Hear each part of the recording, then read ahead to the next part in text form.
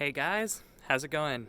Dane here from Moving to Canada, and I am at my parents' place in rural Nova Scotia in a town called Truro, and I thought while I'm here, I might as well show you guys around, show you a bit what life is like in rural Nova Scotia, and explain some of the immigration options for Nova Scotia. So, as you can see here, we've actually just had a gorgeous little snowfall this morning, but it's cleared up and we got a blue sky, but there's a nice blanket of powder on the ground here.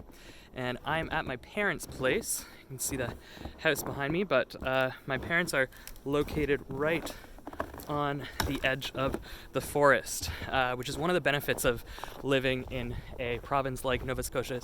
You have a lot of access to nature, a lot of access to some of those green spaces that you aren't going to find as much of in an urban center in one of the cities like Montreal, Toronto, Vancouver that are super popular.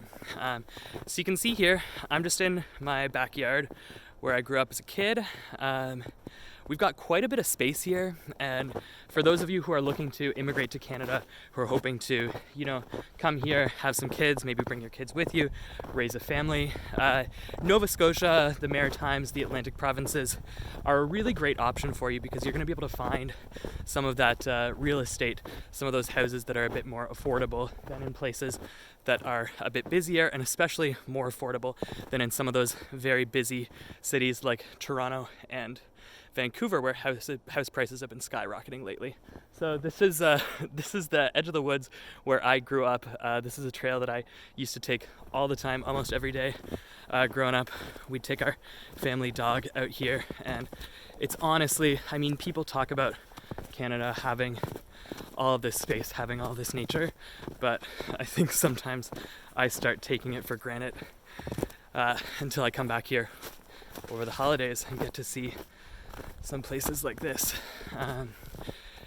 So it's really quite nice out here. Just gonna duck under some trees and get back to this network of woods trails. It's right behind my place. So you can see this is the sort of stuff that we get in Canada, and these are the sort of benefits that we get on the East Coast. So for those of you who are not familiar, let's talk a little bit about Nova Scotia. Nova Scotia is one of Canada's East Coast provinces. It's one of the maritime provinces. So it's right on the eastern tip. Technically Newfoundland and Labrador, another province, is a bit further east than Nova Scotia, so we don't get to lay claim to the easternmost province, but we're pretty far east, jutting right out into the Atlantic.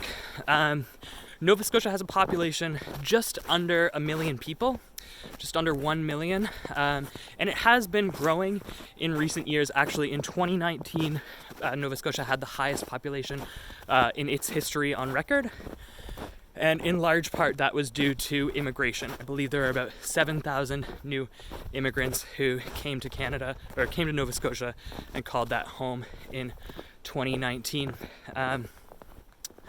If you are interested in immigrating to Nova Scotia, you've got a couple different options on the table for you.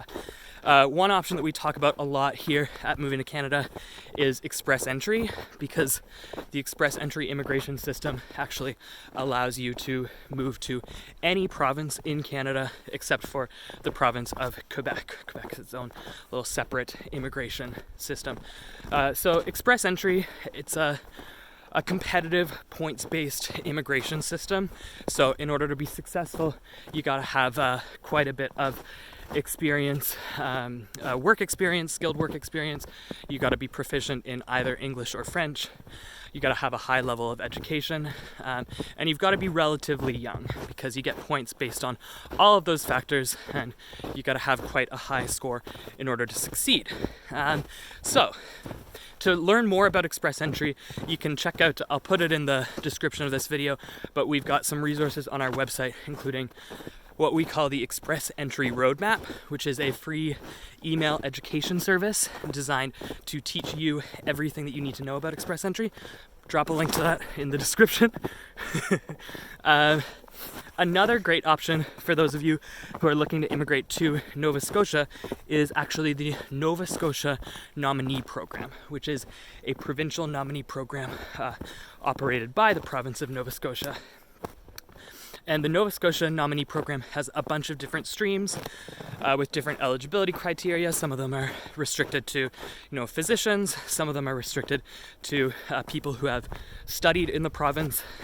But one of them that's been really popular with workers living overseas who might not have experience living in Nova Scotia is the Nova Scotia Demand Express Entry program, and that's a stream. It does require that you have an Express Entry profile, but outside of that, you have to have experience in one of the province's in-demand occupations. And if you have experience in one of those occupations, if you're eligible for the program, you got to wait for that program to open and try to submit in one of their intake periods. It can be a bit challenging, but if you can find success, it can be a great option for landing a provincial nomination and eventually getting to Nova Scotia as a permanent resident. Another great option for those of you who are on the younger side, who maybe haven't started and established your careers already, is to start off as an international student. So Nova Scotia actually has a range of higher education institutions that are, really, really well known, that are highly respected. Some examples are Dalhousie University, which is located in the city of Halifax.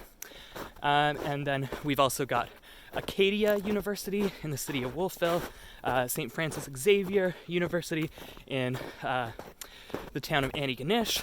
And all of those institutions are highly respected in Canada. They'll provide you with a really high quality higher education and should be able to help you to land a job after you graduate.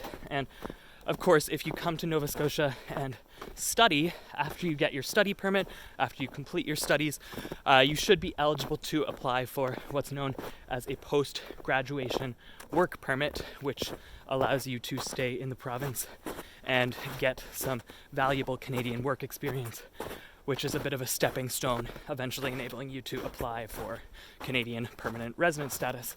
For those of you who are looking for maybe a little bit of a cheaper option, because those universities do have significant tuition fees, especially for international students, there's also the Nova Scotia Community College, or NSCC, and they've got slightly more reasonable rates for international students. And the Nova Scotia Community College is, they offer some more like technical programs. You might not get, the cushy Bachelor of Science or Medicine or Law or something like that, but you can definitely study something that will give you technical skills and will really help you to find employment immediately after graduation. So right now I'm just walking through these woods back behind my house. This is right back behind Truro, Nova Scotia. It's a town that I grew up in. I think it's one of the, if not the biggest town in Nova Scotia. Of course, the city of Halifax, city of Sydney are bigger than Truro, but Truro's about 50,000 people with the surrounding area. But I think people often, when you're living outside of Canada, you might discount the value in living in one of these smaller towns.